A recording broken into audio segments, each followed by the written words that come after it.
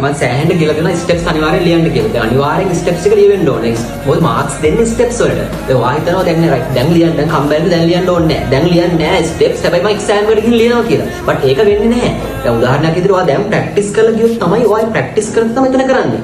දැන් මේක නිකන් හරියට නිකන් තැපෑලෙන් මේ පීනන්න ඉගෙන ගන්නවා කියලා. මොකද හේතුව ඔයා පීනන්න බහින්න නැතුව ඔයා පීනන්න නැතුව ඔයාට පීනන්න බෑ. අන්න ඒ වගේ තමයි ඔයා හරියට ස්ටෙප්ස් එක ලියුවේ නැත්නම් ඔයා එක්සෑම් එකට කියලා ටික ලියන්නේ නැහැ. ඒ වගේ තමයි පේපර් එකෙත් ඔයා කලින් හරියට ස්ටෙප්ස් ටික ලියලා ප්‍රැක්ටිස් කරලා හිටියොත් එතකොට ඒ ස්ට්‍රෙස් එකට ඔයාට ලියා ගන්න පුළුවන්. ඔයා හිතනවා නම් නෑ රයිට් දැන් මම ස්ටෙප්ස් ලියන්නේ නැහැ ඕනේ බට් මට මතකයි සර් ලියන්න කියලා කිව්වම එක්සෑම් එකට ලියනවා. ඔක වෙන්නේ නැහැ කොහොමඩත් ඔක වෙන්නේ නැහැ.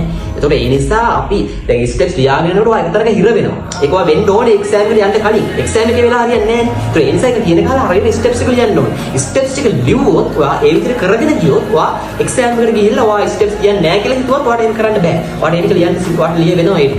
මොකද අපි ගොඩක් දේවල් කරන්නේ ප්‍රැක්ටිස් එකෙන්.